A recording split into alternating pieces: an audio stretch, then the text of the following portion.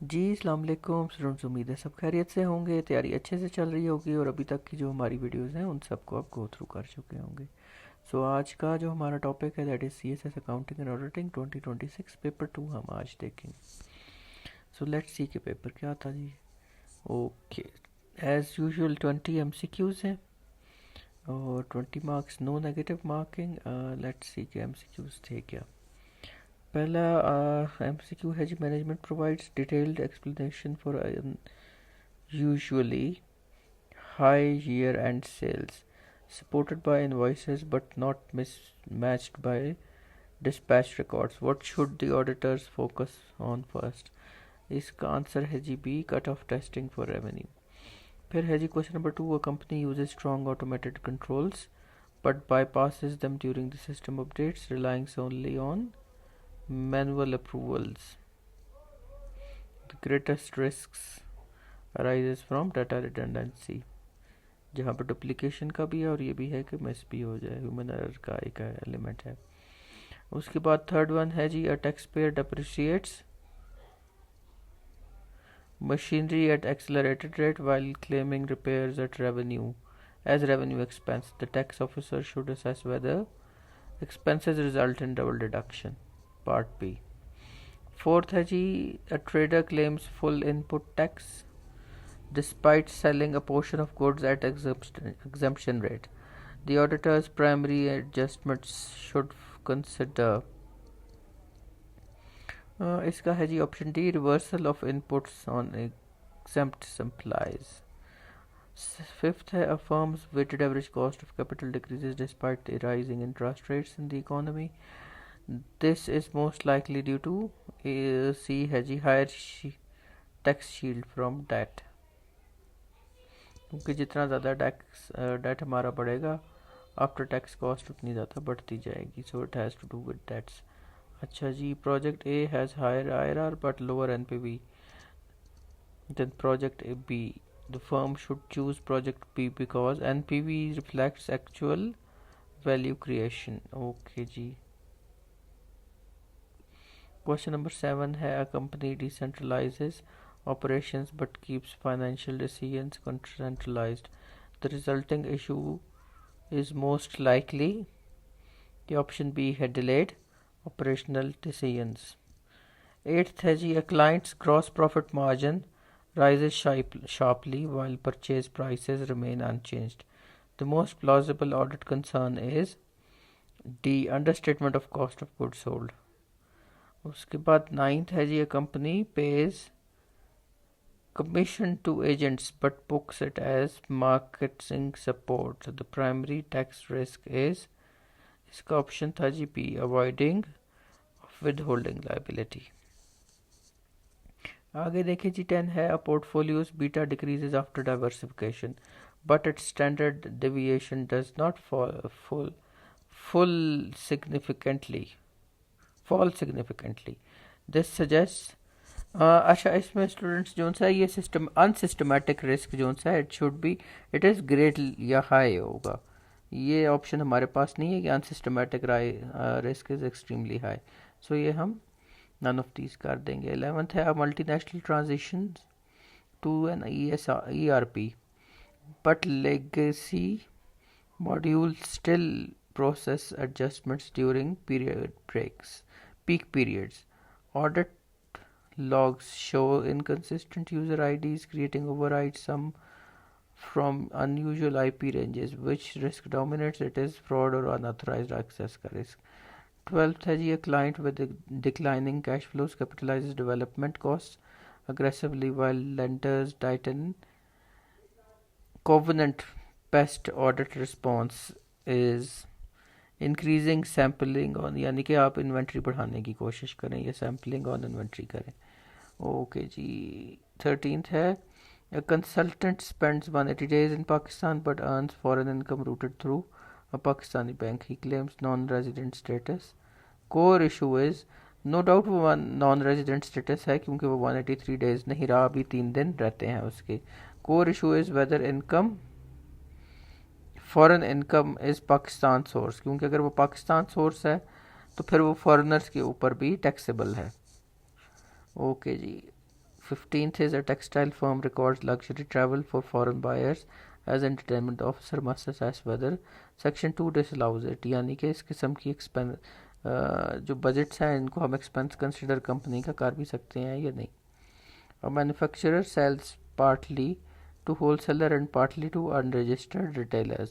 CNIC reporting mismatches causes discrepancies.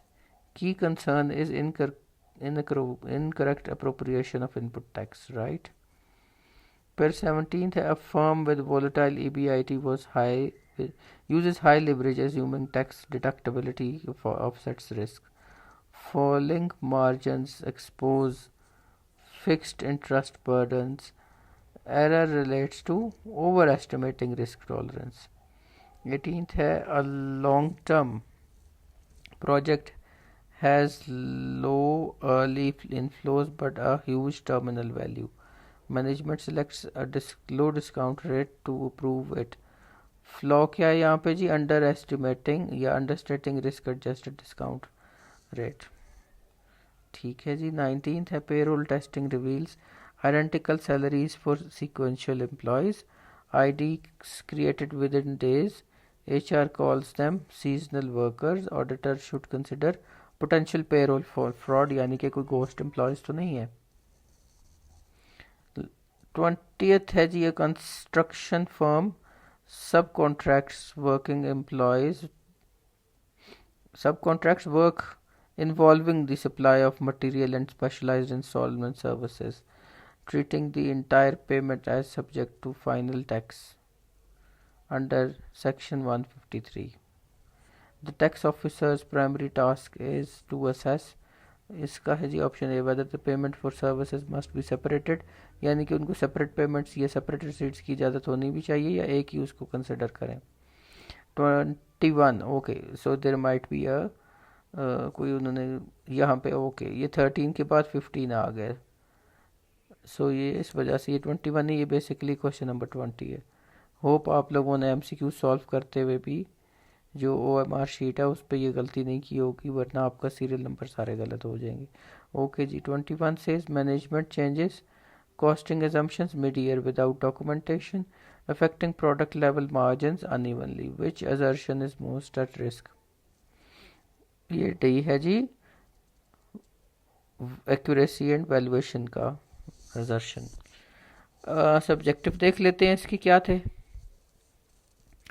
First part auditing, जिसमें अच्छा किसी भी पार्ट में से तीनों में से आपने किसी एक पार्ट से 2 सवाल करने हैं, बाकी 2 से एक करने.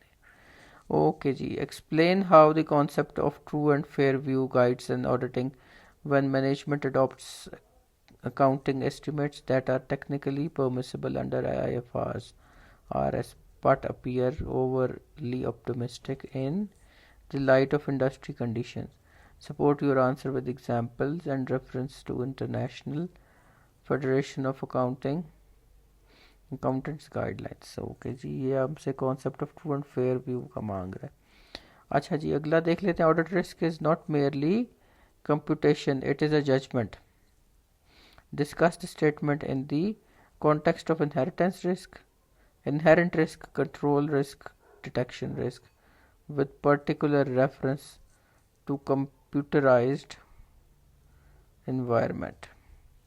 ये हमें बात कर रहा है ऑडिट रिस्क के टॉपिक पे. ये रिलेटिवली ईजियर था of the two as per my knowledge, या जितना मेरा ऑडिटिंग की समझ है. ओके जी. Provide a critical distinction between the following audit concepts: reasonable assurance and absolute assurance, test of control and substantive procedures, misstatements and material misstatements. अच्छा जी. Management's responsibility and auditor's responsibility under the Companies Act Ordinance 1984. फिर हमारे पास आगे business tax का सवाल, जिसमें हमें कहता है फाइनल टैक्स पोजीशन निकालें, सन आज टोटल टैक्सेबल इनकम निकालें, फिर कंप्यूटर फाइनल टैक्स लायबिलिटी, और लास्ट में नेट पेबल टैक्स या रिफंडेबल अमाउंट. ओके जी. फिर अगला सवाल भी टैक्सेस का ही है. क्वेश्चन 6 कहता है जी using the income tax ordinance explain income tax implications of the following independent scenarios. अब Pakistani resident receives consultancy fee from higher foreign clients deposited in a foreign bank. Okay ये एक उसने classifications दी हैं और उसने हमसे पूछे कहाँ पर डिस्क्रिपेंसी है, इनको हमने एक्सप्लेन करना है. लास्ट पार्ट है जी बिजनेस स्टडीज़ एंड फाइनेंस का. क्वेश्चन 7 का था financial markets are backbone of modern economy. Discuss the statement in the context of Pakistan with reference to money market, capital market and financial institutions. ठीक है, ये financial state markets का पूरा एक working मांग रहा है कि उसमें कौन कौन से स्टेक होल्डर्स हैं और क्या है. अच्छा जी, क्वेश्चन नंबर 8 हमें कहता है कुछ डेटा हमें दे दिया है. 12% कॉस्ट ऑफ कैपिटल दे दिया. Management requires risk adjusted discount rate 18% for volatile projects. Project X and Y दे दिए हैं. Compute NPV of both projects at 18%. Recommend which project to choose under volume maximization, risk minimization, cash flow stability. और last में explain clearly with reference to financial management principles. लास्ट सवाल okay interesting, एक और extra सवाल दिया हुआ. Normally इसमें 2 होते हैं. Critically evaluate the limitations of IRR, payback period and accounting rate of return as capital budgeting tools. Explain how NPV addresses these limitations and why is it considered the superior method for investment decisions. So students ये सवाल थे. Hopefully आपको समझ आए होंगे. MCQs भी आपको समझ आ गए होंगे. कोई टॉपिक आप चाहते हो, कोई सब्जेक्ट आप चाहते हो हम सॉल्व करें, ज़रूर बताएं. इस क्वेश्चन वीडियो में कोई क्वेश्चन हो आपका वो भी ज़रूर बताएं. अगर आप चाहते हैं सब्जेक्टिव सॉल्व करें तो कमेंट बॉक्स में ज़रूर हमें मेंशन करें. एंड पे वीडियो अगर अच्छी लगी है तो लाइक करें, शेयर करें, सब्सक्राइब करें. Thank you very much students.